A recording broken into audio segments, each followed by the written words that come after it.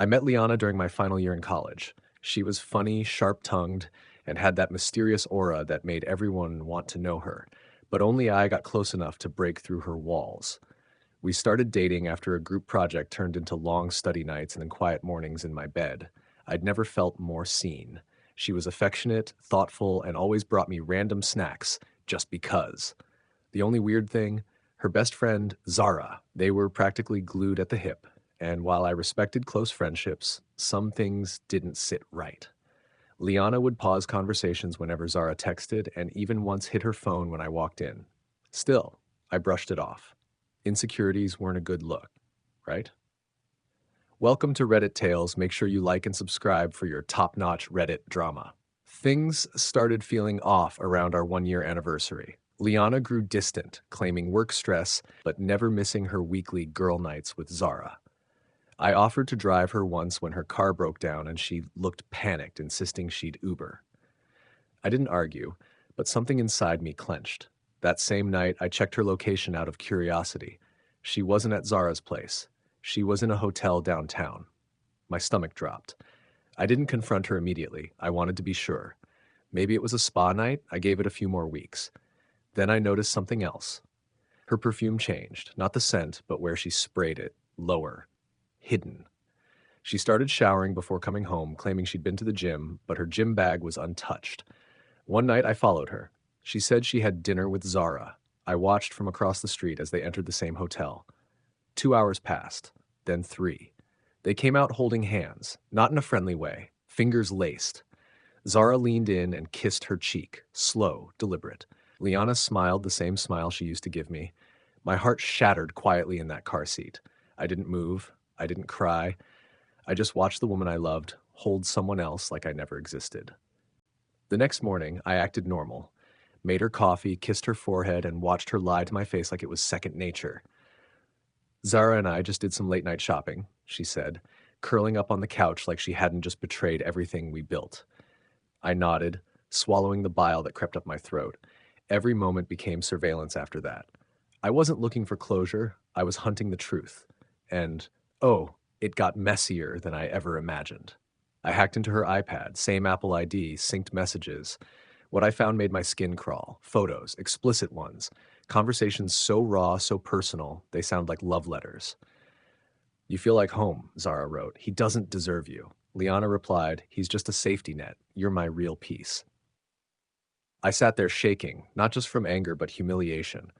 She had been living a double life for almost half our relationship, and the worst part? I never even had a clue she was into women. I called my best friend Theo, choking on every word as I told him what I'd uncovered. He didn't say much, just breathed heavily on the other end and said, "Bro, you need to get out before she wrecks you completely." But I wasn't ready to walk away. Not yet. I needed her to feel it, to know I knew. So I planned something cruel, something deserving. I invited her parents for dinner, told her I wanted to celebrate our relationship, maybe even propose. She lit up. Had no idea I'd also sent Zara a text from Liana's phone. "Can't wait to finally tell everyone about us tonight."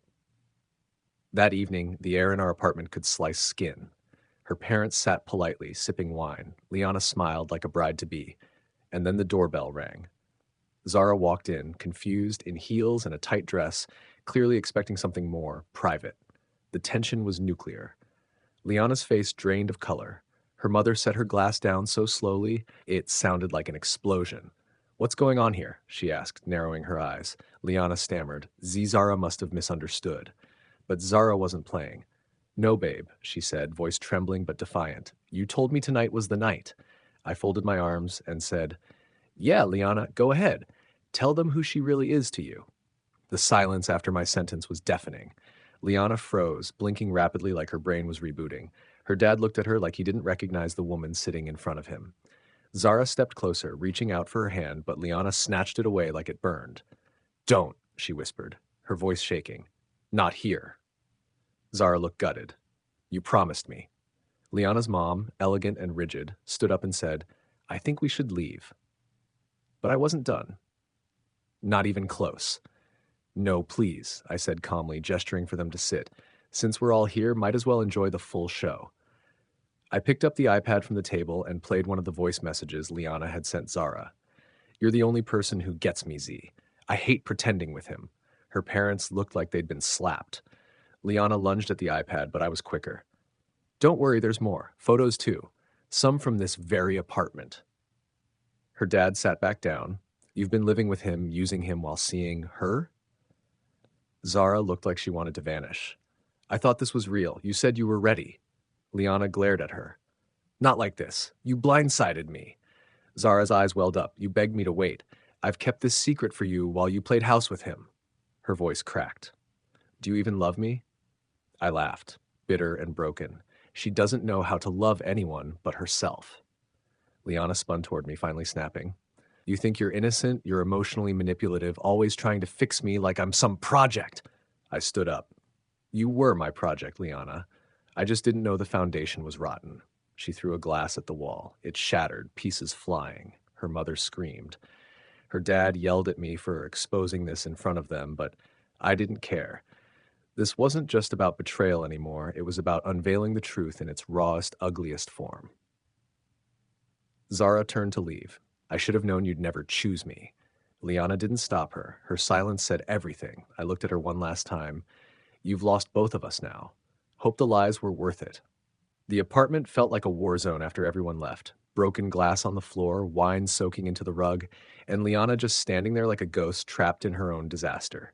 She didn't cry, didn't apologize, just stood in silence while I packed my things. I didn't rush. I wanted her to feel every second of it, every zipper pull, every drawer slam, every picture I tossed face down. I wasn't just leaving a place. I was walking away from a lie that had been breathing down my neck for months. She finally spoke as I grabbed the last box. I didn't mean for it to happen like this. I laughed under my breath. That's the thing about betrayal, Liana. No one ever plans to get caught. She stepped closer, eyes glossy. It wasn't about you not being enough. It was about me not knowing who I was. Zara, she saw something in me I was afraid to admit. I stared at her for a long time. Then why drag me through hell? Why lie? You could have told me the truth instead of stringing us both along. She whispered, because you were safe. I didn't want to lose that. That line hit harder than I expected. I was her safety net, her shield while she explored a version of herself she didn't have the guts to face head on, and she used my loyalty like a crutch. It was pathetic and familiar. I realized I'd been loving the version of her she showed me, not the real her hiding behind Zara's kisses and midnight lies. A week later, Zara texted me. Just a simple message. I'm sorry. She broke me too. I didn't reply. There was nothing left to say. I'd learned my lesson. Love isn't just about feeling wanted. It's about honesty, about showing up for someone fully, without masks. Liana didn't fail me because she loved someone else. She failed me because she lied about it until the damage was nuclear. I moved to a new city 3 months later, got a new job, new apartment, and therapy. Lots of it. Healing isn't linear, but at least now I'm not loving someone who only ever loved hiding. I still see her on social media sometimes. She posts quotes about self-discovery and living her truth. Good for her. She finally chose a path. I just wish she hadn't bulldozed 2 hearts to find it. The end. Please like and subscribe for more interesting stories like this. What do you think of this story? Please comment below.